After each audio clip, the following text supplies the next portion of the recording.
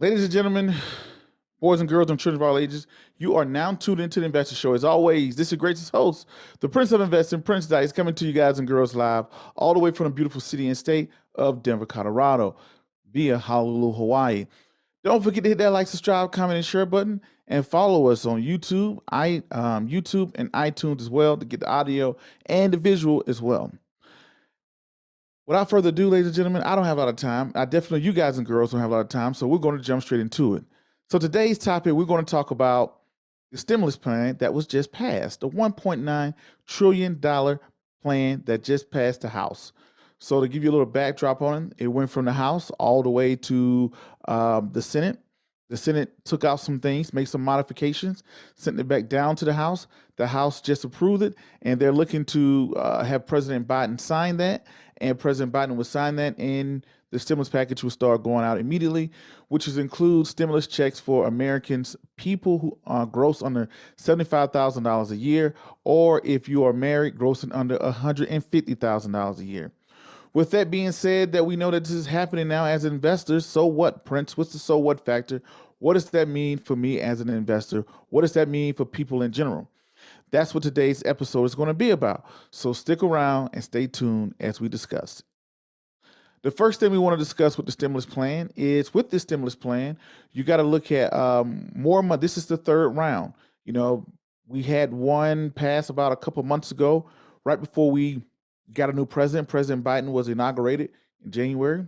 So we just had a new plan. So with that new plan, now that we just got passed, so this is plan number 3. So it's a new plan, but it is plan number 3.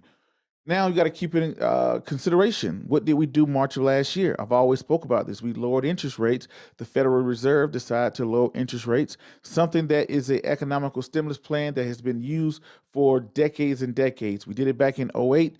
We did it back in 2000. We lower interest rate to make ease money, to make money easy to borrow, and in return, we turn around and push the money out, stimulate the economy by pushing money to people.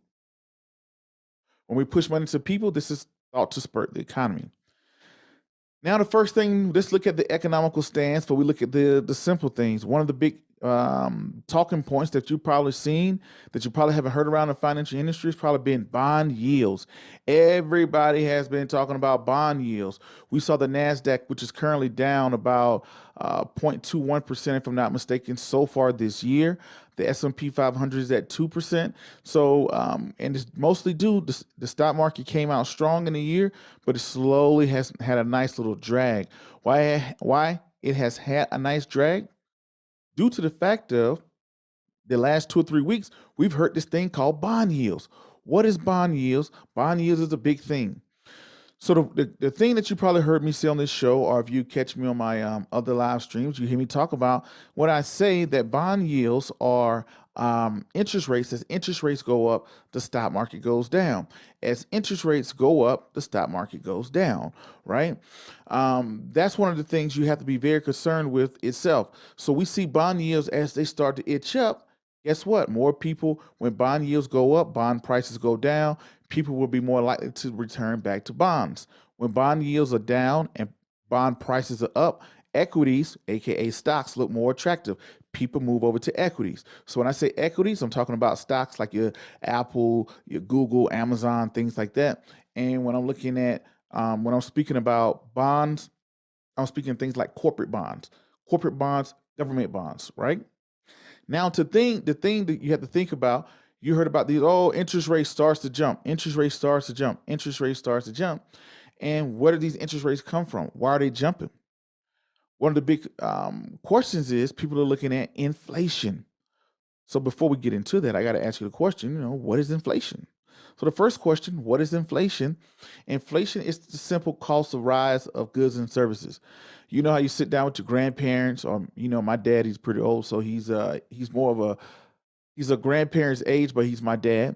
And what he always says, son, back when we used to be able to get Coca-Cola for a nickel, we used to be able to buy gas for a penny. We used to be able to, all these things. We never brought bottled water. So, you see those prices. And now I'm becoming the old guy. I'm 36 years old. And I remember how much a can of Coca-Cola, by the way, how much a can of Coca-Cola cost when I was in high school. And when I was in high school, a can of Coca-Cola used to cost, I don't know, I could take $1 to a vending machine and get a meal. I would probably get a $50 Coca-Cola, maybe a 25, 35 cent, maybe a 50 cent for a Coca-Cola.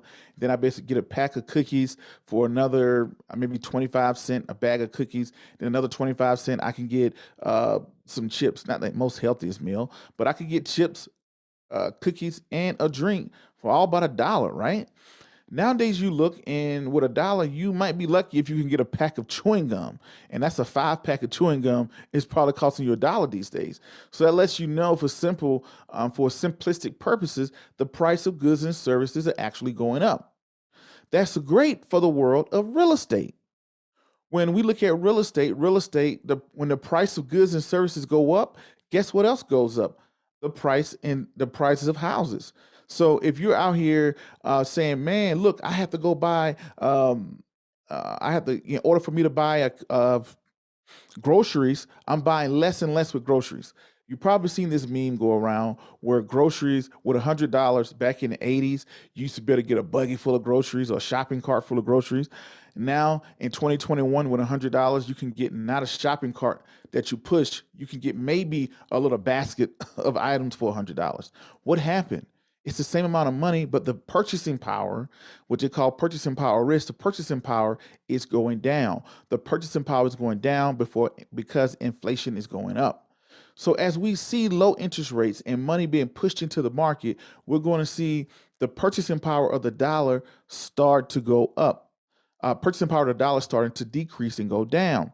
Now, when inflation increases, inflation is very good. I won't say, oh, I don't mean crazy inflation, but a little inflation is good for real estate, for people who are out there who own houses. Hey, I own houses. The value of my house, or the price of my house, will continue to rise as inflation rises, right? So that's good. If I own a house, I get to build equity, or if I own a real estate property or investment property, you get to build things like that. I own some land, so the price of those land get to go up. Great idea, right? Now, when you look at it on the reverse side, so people are worried about inflation because uncontrollable inflation is not good. Because guess what? And one thing that I saw with that I was glad that was shot down. This is not a political thing. I'm not, Republican or Democrat or trying to push an agenda. And there's nothing wrong with anybody with their political views. But let's look at it this way: it was pushed to have $15 minimum wage. $15 minimum wage does make sense in a place like Hawaii. $15 minimum wage makes sense in a place like, well, not Hawaii, but Honolulu, where it's very expensive to live. Minimum wage makes sense.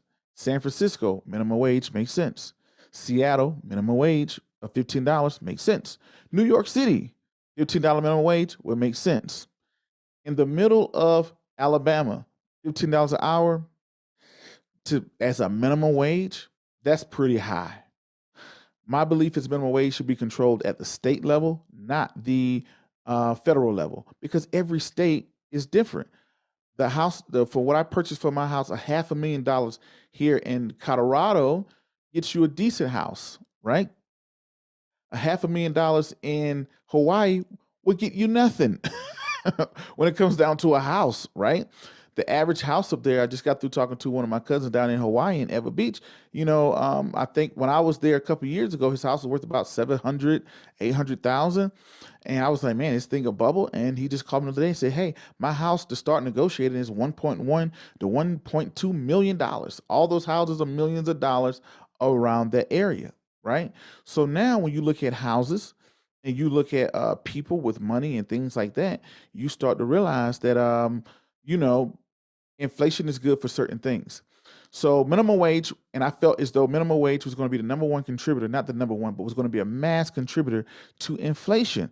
Because what's going to happen is when you get one person, the person that get $15 an hour, the person that's going to get more, everybody wants to get more than that. Hey, I earned $15 an hour. That was cool, but I want more, right? So I want more than $15. So the person who's receiving $15 an hour today, if the minimum wage was to change, that person now is going to want $20. The person who was getting $20, they're going to want $25. So it's just not raising the bottom. Everybody's going to want to get raised. And more people make money. You got to ask yourself, how are you going to pay for this? There's only 3 ways to cover the cost. If my workforce if my payroll has just increased, I have incurred what type of costs, right? How am I going to pay for this? I'm paying people more. Where's the money coming from? Number one, I can cut the workforce. As you can see in a lot of shopping, a lot of fast food places, you're seeing a lot of people being replaced by kiosks. In warehouses, you're seeing a lot of people being replaced by robots. So one, the company's going to look to cut back on the workforce. Number two, the company could just bite the bullet and say, hey, you know what? I'll just pay the money myself. So if the company's not making more money, but is paying out more money, that's going to decrease their profitability, which is bad juju for the economy. And as an investor, I want to see companies have increased their retained earnings and see the retained earnings to continue to grow. But with that, the retained earnings is going to start to decrease, right? So with that being said, you're going to look at companies with either the company can pay it out of their earnings. The number three way is to raise prices of goods and services. If you raise prices of goods and services, nobody wants that. Everybody wants to make $15 an hour, but everybody loves the dollar menu at McDonald's. Everybody wants to make $15 an hour, but they love the same price at Disney World. Everybody wants to make $15 an hour, but we want the same price when we go to the grocery store. And unfortunately, when you look at the economy, it just doesn't work that way.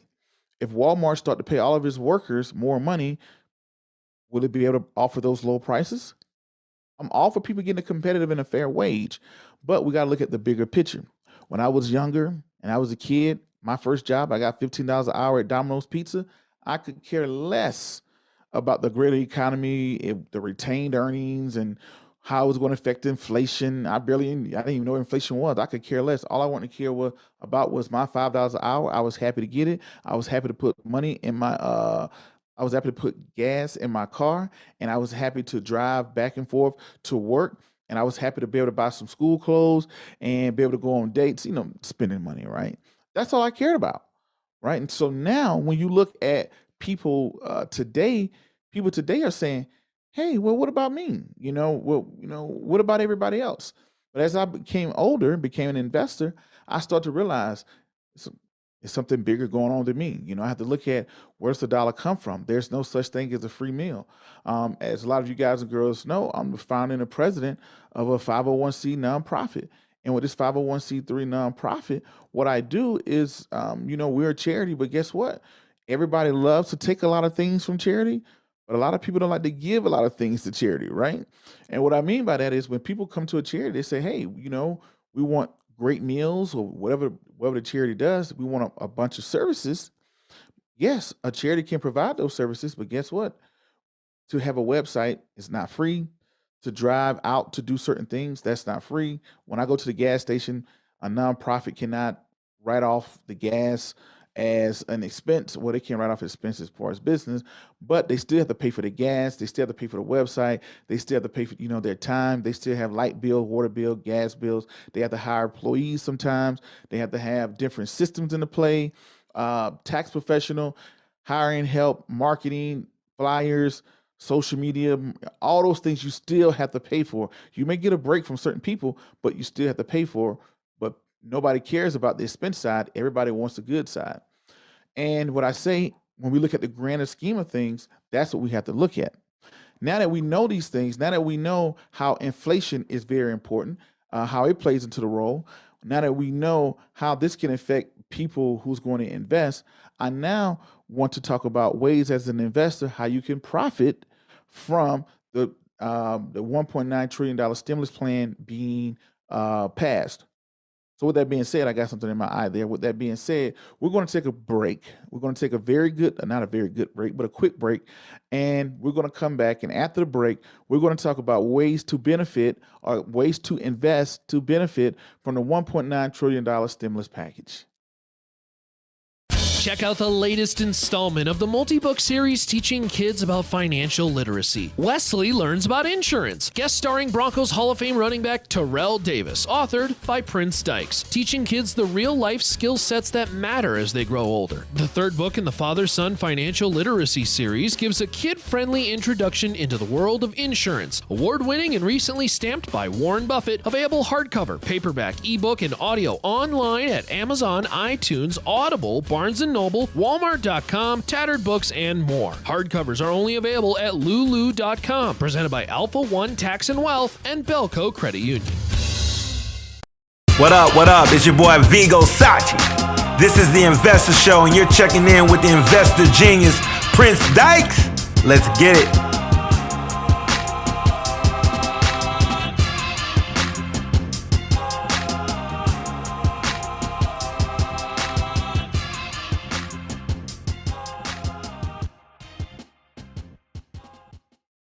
Now we are back. We are back. Welcome back to the Prince of Investment. I'm your host, Prince Dykes, coming all the way live from the beautiful city and state of Denver, Colorado, via Honolulu, Hawaii. Before the break, we was talking about the $1.9 trillion stimulus plan and the ways that it affect the economy. Some of the things that was good. I kind of went on a minimum wage rant in a way. But now we're going to get down to the nuts and bolts. Okay, Prince, that was all good stuff. Okay, as an investor, what can I do? How can I make some money with this, right? So the first thing is with stocks, with stocks, you're going to be able to look at the companies that are going to benefit the most. It's going to be no secret. These $1.9 trillion, it is going to the lower income of society, the middle class and the middle to lower class income are going to be receiving stimulus checks. And what do you think people are going to do with the stimulus checks? The audience, the people that tune into this show, they're going to look for ways to invest their $1,400. The rest of the people, no offense, but majority of people are probably going to spend that money. Ask yourself, where are they going to spend the money? Right now, we don't have too much leisure. We don't. The hotel and leisure and transportation industry has been hit, meaning people can't go on to trips as much. Meaning that Carnival is not really open all the way in full swing. Airlines are not opened up all the way in full swing. People can't go to to the clubs and bars too funny. But with the 14, a lot of people are sitting at home. So number one place people are going to do is online e-commerce and retail. Online e-commerce and retail. People are going to sit at home, and I'm going to tell you right now, ladies and gentlemen, even though the stimulus checks probably haven't hit people's accounts yet, people have mentally spent that money. It's mentally gone. Right now in the back of your head, if you're going to get a stimulus check, I can guarantee you most people have gone out and said, hey, you know what? That new TV that I wanted to buy, that new thing that rug that I wanted to buy or whatever. Now I'm not saying this to negate there are people that's actually going to need it to buy food, pay for rent, clothes. That's true. But a lot of people that's going to buy it, you got to look at things that are in the consumer spending sector. Number one, e-commerce. Amazon, Estes, ETSY. Hopefully I didn't mispronounce that. Online retail. People are probably going, hey, you know what? I want to get that jacket, those pair of shoes, that shirt, that whatever the case may be. People will go to Amazon. They may get that TV they always wanted or whatever. Number two, we're looking at consumer products. We're going to look at things like Walmart and Target and Costco's. Walmart, Target, Costco's. So people will probably go and, hey, people who are really struggling and hurting, they may go out and grab some water. They may go out and grab not water itself, but maybe cases of water, consumables. So consumable goods, companies that are in the consumable goods space, I could see them making a run for it. Being very good. That's where the stimulus check is probably going to go. Then you're going to have people in McDonald's. Places like McDonald's, not McDonald's in itself, but drive-through fast food. Drive-through fast food has been booming during the economy, during this pandemic. The main reason why is that people now says, hey, I can, instead of going to, I can't go inside of my favorite restaurant and sit down and have a beer and watch the football game and have a nice meal. Most people will grab and go style. So everything with a drive-through is having their way with things, right? So you got to look at things like that. Number three, I like what James Fortland said today earlier on one of my live broadcasts. He said cryptocurrency is the irresponsible index, meaning when the economy is financially irresponsible, cryptocurrencies go up. So for prime example, some people may look at us being irresponsible. We have a massive amount of debt that nobody seems to be worried about, and I don't think nobody is worried about. The military is the only thing that's backing up the U.S. economy right now. It's the only thing that people have faith in, and it's the only thing that people have trust in. Outside of that, if we was to lose our economy, if we was to lose our military today or tomorrow, I think our economy would collapse. We would go into massive inflation. With that being said, I know that we're going to have a massive inflation, but we have been very irresponsible with our money. We have been printing out money left and right, print money, throw at it. We did it in '08. We're massive doing it now in 2000 and 2020, and we're on stimulus package number 3. With that being said, what does that mean for low interest rates and massive and passing out money with moderate unemployment? That means that we could see some move in cryptocurrency. Now, this is speculative. This third one is speculative. When I say cryptocurrency, it's very speculative. And what I mean by being speculative, there's a difference between speculating and investing. An investor is someone, you have financial data, you can look up finances, something that you can point to have evidence to why you believe something. Cryptocurrency, I don't know who owns cryptocurrency. I don't know how many cryptos are out there. I don't know what makes it go up in value. I don't know what makes it go down in value up to this point. So I speculate on it. I have money put into cryptocurrencies, but it's nothing fancy. I'm speculating on it to see, hey, you know what? If it goes up, it goes up. If it goes down, it goes down. But as you have seen it, as we become more financially irresponsible, you're looking at cryptocurrency as the new irresponsible index of the financial industry. Shouts out to James Fortland for saying that. I really like the way he framed that. So as we become more irresponsibly financially, you're going to see more people. You're going to see a nice move probably in cryptocurrency. Now, the first two that I said, leisure, transportation and leisure. People may go to Disney World. People may travel. People may get on their planes. We have a lot of pent up energy from the transportation sector. There was a time when nobody was traveling, flying, jumping in hotels. So we have a lot of pent up energy into that space that's going to be released here as we have these 3 vaccinations that are going to be spreading across the globe and across the nation. So it could be a move there. Another good one I like is oil. You might see a short term move in oil for the short term, and green energy for the long term. I can see that oil prices making a nice move this summer as people get back on the road and people get back to their normal lives, right? So that's one of the things that I look at as well. Another one that I can see is real estate. Why? I think with people having more money, because we got to think about it, not just the stimulus packages, we have unemployment. People on unemployment are being extended and making more money from unemployment. Why is that? That's great for doing what? I'm making more money from unemployment. Now that I'm making more money from unemployment, guess what I can do now? I may take that trip. Maybe I may not go to Disney World, but I may make a 2-3 hour drive to go see a new place or do something new, right? Those are the things that I want people to think about as well.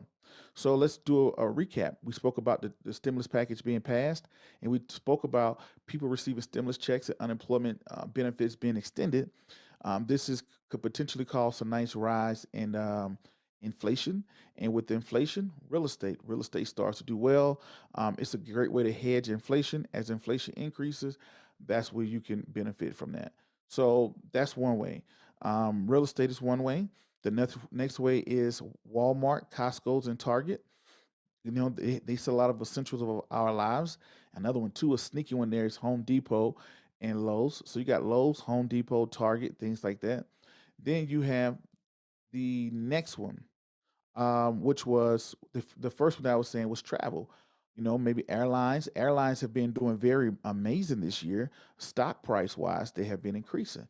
So those are some things I want to put on your brain with the $1.9 trillion stimulus package being planned and what's going to be next. I think we're going to have another round, one more for the year, and I think that this should be the last massive year. I think this pandemic is going to last for the rest of this year, and I think we're going to see one more stimulus, and then as the vaccination kind of takes over, then we're going to get back to normal. All right. But anyway, ladies and gentlemen, that's going to conclude today's episode. I want to say thanks to everybody for tuning in. My name is Prince Dykes. I'm the Prince of Investment. Don't forget to hit the like button and subscribe button here on Think Tech Hawaii, and check us out on Apple iTunes as well. So if you haven't done so already, check out my book series, Wesley Learns. the world's first children's financial literacy book series. Wesley Learns to Invest, Wesley Learns About Credit, and Wesley Learns About Insurance. It's great that you learn this information, but it'd be even better if you can pass it down and start your kids at a younger age. All right? So anyway, ladies and gentlemen, boys and girls and children of all ages, thank you for tuning in. And to the next video, podcast, cartoon, or whatever else you see me doing around the globe, peace, be safe, I'm out, and thank you.